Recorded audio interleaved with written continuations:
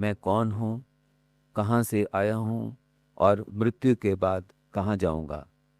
क्या मृत्यु सब कुछ समाप्त कर देती है या फिर यह केवल एक नए अध्याय की शुरुआत है। भगवान श्री कृष्ण ने गीता में कहा है कि आत्मा ना कभी जन्म लेती है और ना कभी मरती है। वे शाश्वत है, अविनाशी है, अमर है।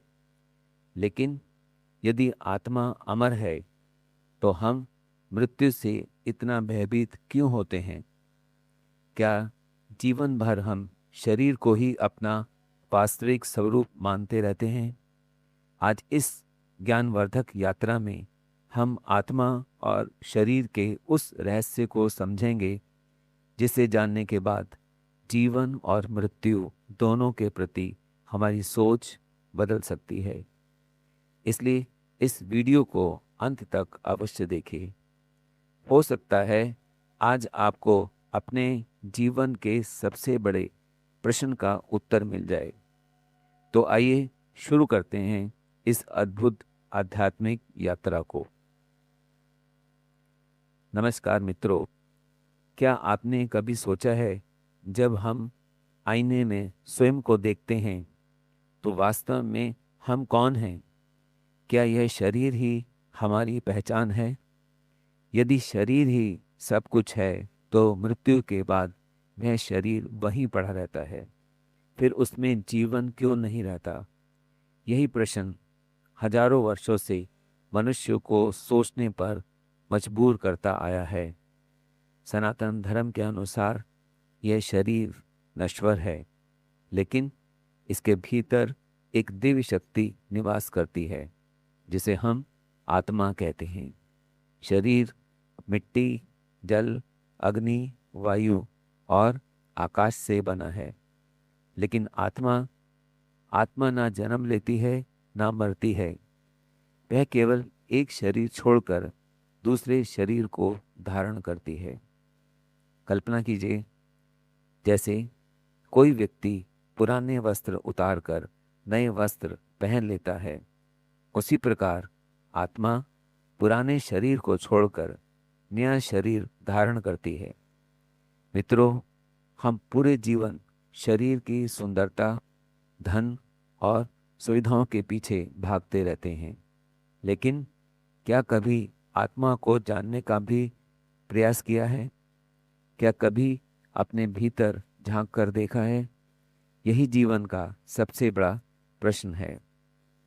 आगे हम जानेंगे कि शरीर और आत्मा में वास्तविक अंतर क्या है और मृत्यु के समय वास्तव में क्या होता है। मित्रों, जरा एक पल के लिए अपने जीवन के बारे में सोचिए। जब आप छोटे थे तब आपका शरीर अलग था। आज आपका शरीर बदल चुका है। कुछ वर्षों बाद यह और बदल जाएगा। लेकिन क्या आपने कभी महसूस किया है कि आपके भीतर का मैं आज भी वही है? यही वह रहस्य है जिसे समझना बहुत आवश्यक है।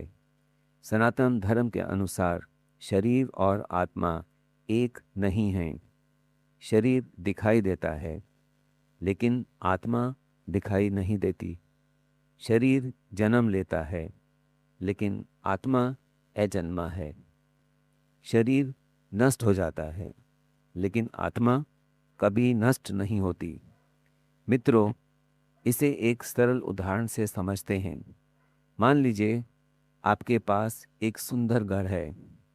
क्या ये आपका घर है? नहीं, आप उस घर में रहने वाले व्यक्ति हैं। उसी प्रकार यह शरीर आपका निवास स्थान है।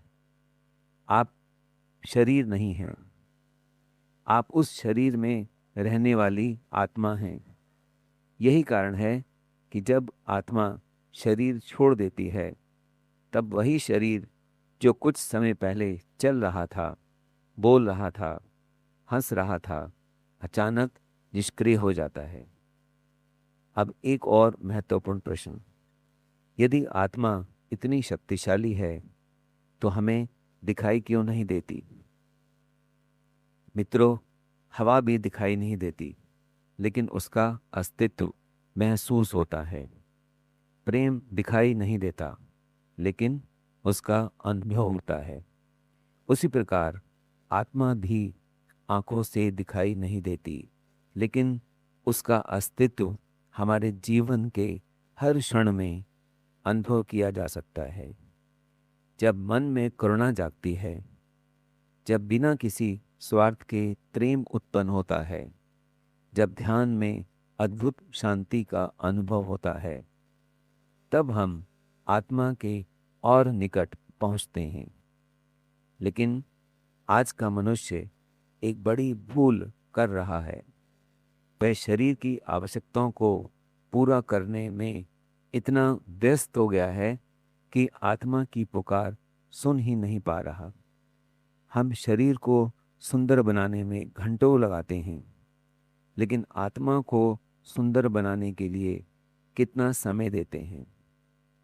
हम शरीर को भोजन देते हैं, लेकिन आत्मा का भोजन क्या है? आत्मा का भोजन है सत्संग, भक्ति, ध्यान, नाम जप और अच्छे कर्म।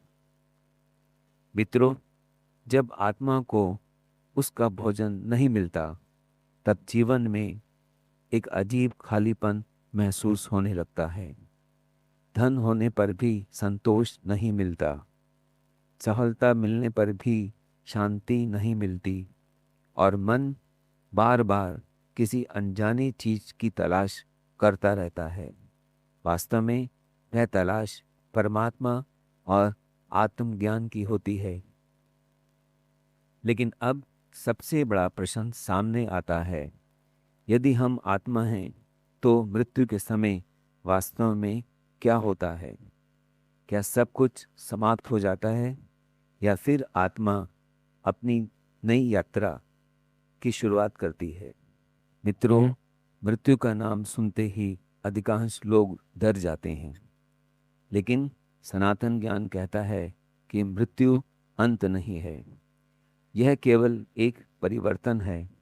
जैसे सूर्य अस्त होता है और फिर अगली सुबह उदय हो जाता है, उसी प्रकार आत्मा एक यात्रा पूरी करके दूसरी यात्रा आरंभ करती है। वो मृत्यु का समय वह क्षण है जब आत्मा शरीर से अपना संबंध समाप्त कर देती है। आध्यात्मिक दृष्टि से आत्मा शरीर छोड़ देती है। कई आध्यात्मिक ग्रंथ बताते हैं कि अंतिम समय में व्यक्ति को अपने जीवन के अनेक दृश्य स्मरण हो सकते हैं। इसलिए कहा जाता है कि जीवन जैसा जिया जाता है, अंतिम समय के विचार भी वैसे ही बनते हैं। यदि जीवन में प्रेम, सेवा और भक्ति रही हो तो मन अधिक शांत रहता है। मित्रों, मृत्यु का भय तब कम हो जाता है जब हम समझ जाते हैं कि हम शरीर नहीं, आत्मा हैं। जो स्वयं को केवल शरीर मानता है, वह मृत्यु से डरता है। जो स्वयं को आत्मा मानता है, वह मृत्यु को यात्रा का अगला पड़ाव समझता है। लेकिन एक प्रश्न है, यदि आत्मा अमर है तो हमें जीवन कैसे जीना चाहिए? मित्रों, कल्पना कीजिए आज आपको पूर्ण विश्वास हो जाए कि आप केवल शरीर नहीं बल्कि एक अमर आत्मा हैं। क्या तब भी छोटी छोटी बातों पर क्रोध करेंगे? क्या तब भी हर समय चिंता में डूबे रहेंगे? शायद नहीं। आत्मा का ज्ञान जीवन का दृष्टिकोण बदल देता है। यह हमें सिखाता है, प्रेम करो, क्षमा करो, सत्य बोलो, अच्छे कर्म करो और परमात्मा से संबंध जोड़ो। जब आत्मा परमात्मा से जुड़ती है, तब भीतर ऐसी शांति उत्पन्न होती है जिसे संसार की कोई वस्तु नहीं दे सकती। मित्रों, एक दिन हम सभी को यह संसार छोड़कर जाना है। कोई धन साथ नहीं जाएगा, कोई पद साथ नहीं जाएगा, साथ जाएंगे केवल हमारे कर्म। इसलिए आज से ही अपने भीतर की आत्मा को पहचानने का प्रयास करें, ध्यान करें, प्रार्थना करें, भगवान का स्मरण करें और जीवन को सार्थक बनाएं। मित्रों, अंत में मैं आपसे एक प्रश्न पूछना चाहता हूँ। क्या आप स्वयं को शरीर मानते हैं या आत्मा? अपना उत्तर कमेंट में अवश्य लिखें। यदि वीडियो पसंद आया हो तो लाइक करें, चैनल को सब्सक्राइब करें और इस ज्ञान को अपने प्रियजनों तक अवश्य पहुंचाएं। जय श्री कृष्ण।